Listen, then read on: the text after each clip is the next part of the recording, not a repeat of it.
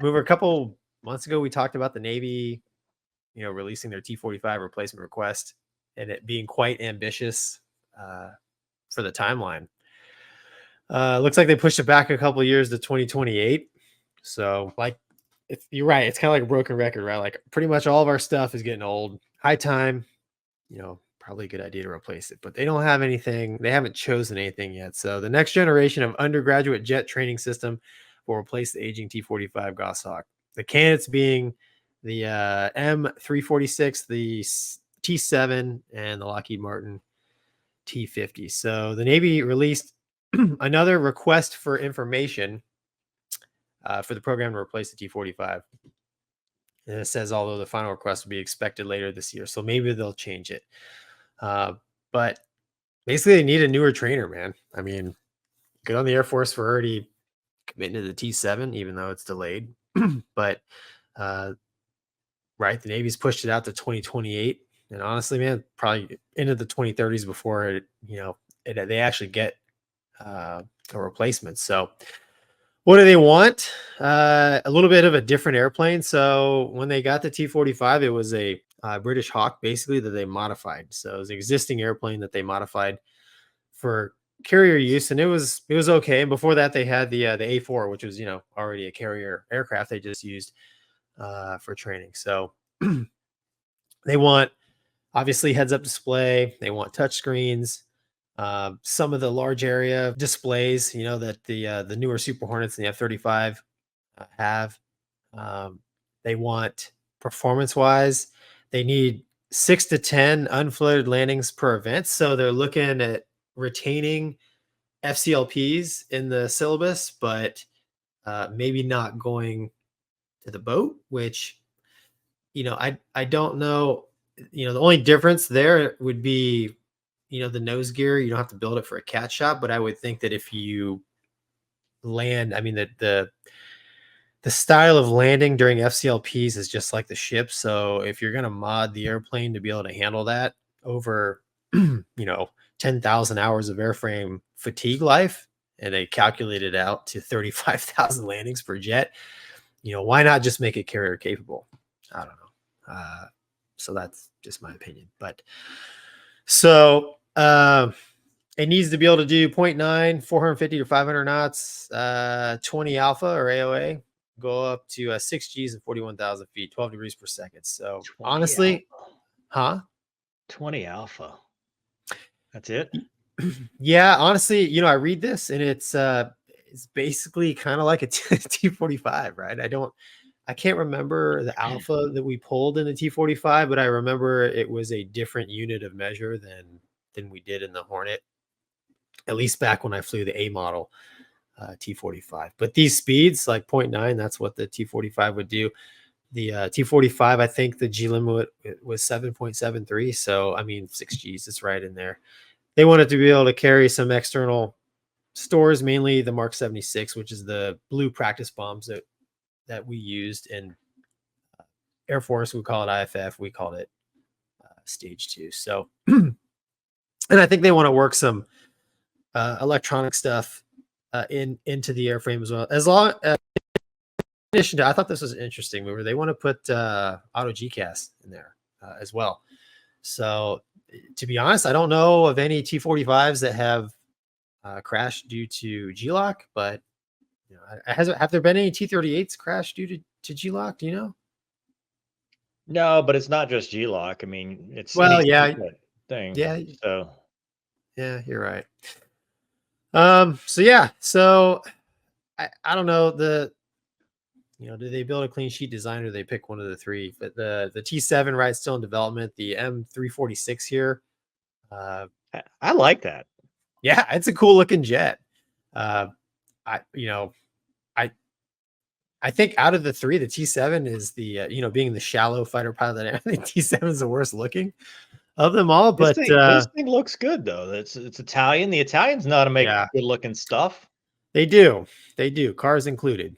Yeah. So, and I mean, it's already it's already a mature aircraft with over 100,000 flight hours. So, if it doesn't have to launch off a carrier, it can probably be made to work. And it's not like domestic companies would lose out, right? So we bought the Hawk, and guess what? Guess who did all of the mods and actually, basically built them was Boeing. So, uh, you know, I don't know.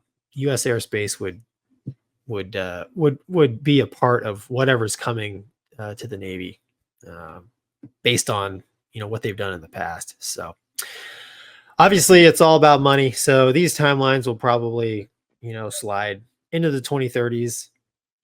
They're hoping to have 25 aircraft, which that might be enough for like one squadron in Kingsville. I think there's 4 squadrons total. There's 2 in Meridian, 2 in Kingsville for pilot training. Right now, the Navy's using about 149, 150 T-45s. They're all the C model. When I went through, it was 50-50. But I think it's good that the Navy is entertaining airplanes that are already built, and even entertaining the T-7. I don't know with the delays and whatnot if they kind of want to put their eggs in that basket. I think if the T-7 kind of gets back on track, that's probably a pretty strong aircraft there from Boeing. But I don't know. What do you think, Mover? No, T-7's not American either. Right, but it's right, but it's a even the F-35 is not 100% U.S. Right? No, I mean it's not even as American as the F-35. I mean the T-7 is the Saab product that just like, which is funny because in this case it's Leonardo and Textron. In the helicopter case, it was Boeing and Leonardo, and Boeing screwed up the MH-139 because they're like, oh, we don't need air conditioning, let's militarize it and take it out. And then like, oh, we got to put it back in because turns out you can't fly that helicopter without air conditioning. The avionics start overheating. So, which by the way, that goes back to my point. Boeing hates pilots. They just can't stand us. They just do not like pilots. All they care about is everything else. Mover's opinion. Yes, but it's true. I mean, you take out the air conditioning. Come on, man. You hate the pilots if you're doing that. Yeah, that's pretty bad. You're right. So I would say, yeah, have you ever seen a 737? You hate pilots. Valid. 100% valid. Yes. Yeah. Yes. No, it's no, don't even, that's just a true story.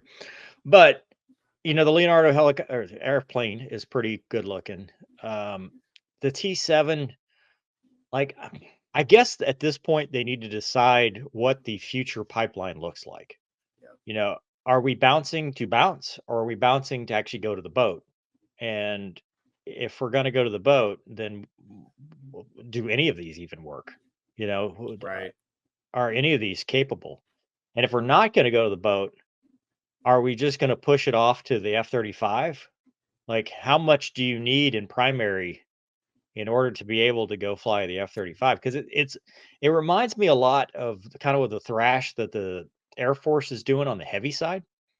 Because traditionally, what worked well for a long time was you did T6s together, and then track select happened, and then fighter guys went to the T-38, heavy went to T1, T-44 if you're going to fly C-130, the helicopter, the TH-1 or whatever, the Huey if you're going to go helos. And well, the T1, like everything else, has timed out. It's aged out. We don't have a replacement. So what they've started doing in the newer thing is they're saying, okay, well, you know what? You're going to get wings in T6s. We're going to give you your wings before where you were traditionally track select. We're going to make that a little bit longer program.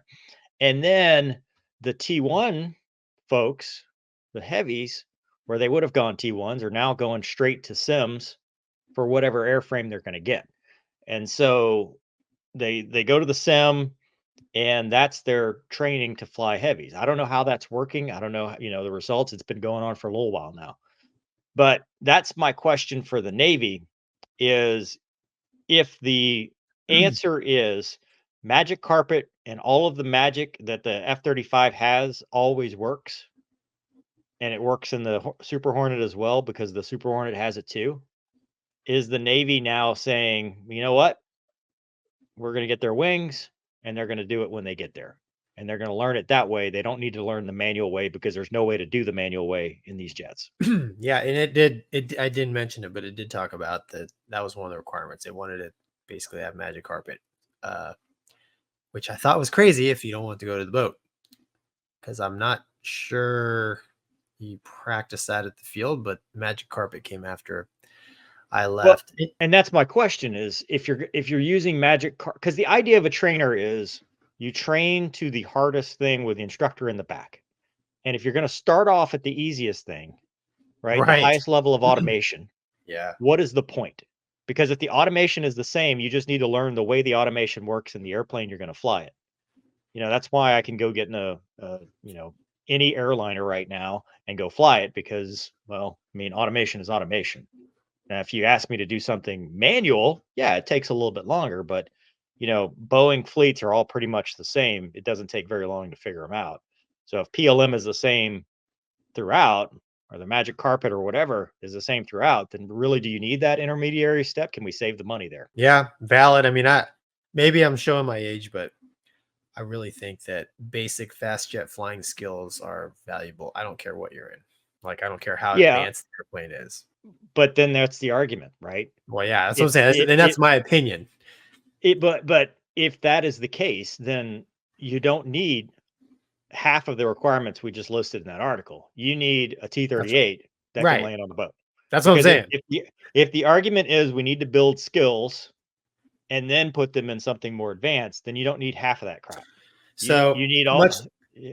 well, so much like the Air Force has IFF. So in a T-45, it was phase 1 and 2. Phase 1, you need all the fast jet flying skills and nuances. Hey, this is how you fly a pointy nose airplane, the basics.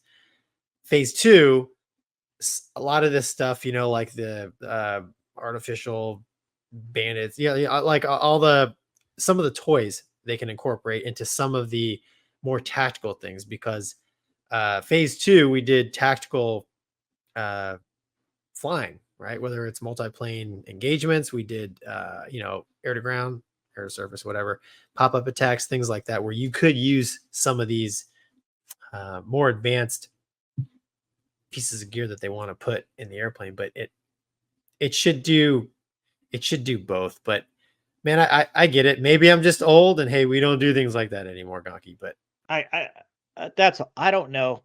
That's not my wheelhouse. This side of things. I just look at the correlations on different services, yeah, and it's like the good example on the Air Force side is the fix to fix, right?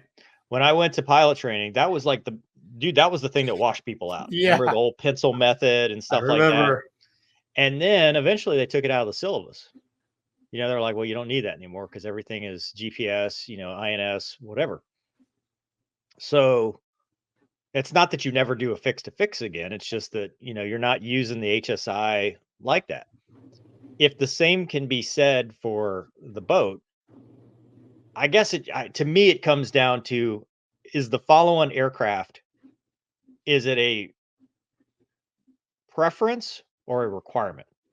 Is the requirement that it only does magic carpet or you jump out, or a degraded mode or you jump out? Like if there's no way to do a manual mode, then there's no reason to practice the manual mode because you can't get to the manual mode anyway. But if there's a chance Yeah, you're going to do the manual mode, you need those skills.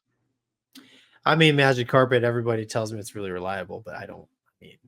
I mean, I've friends on the Navy side that have flown it, and he has said that Yeah, if you've gotten to the point where the automation fails, the jet is probably not working either.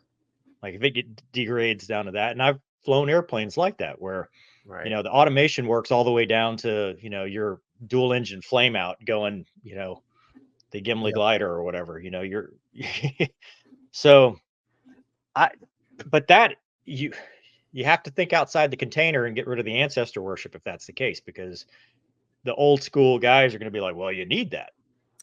I always go back to, on the tactical side, like, your radar stops working, or your, name, one of your electronic pieces of gear stops working, and, now what do you do?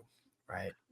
But Gonky, you in that argument, you've got a degraded mode. Sometimes, That's what I'm saying, right? So if the correlation to your argument would be you know, okay, radar stops working, I can still go shoot the gun. I can still go shoot a no lock shot or whatever. But in this case, I'm saying that if the degradation is it doesn't work at all, then we don't need to train for it. Like if you know if you went out and if the radar failed, nothing worked. Well, there's no point in learning radar off stuff because then you're just a human missile. You know, I mean, you are the missile at that point.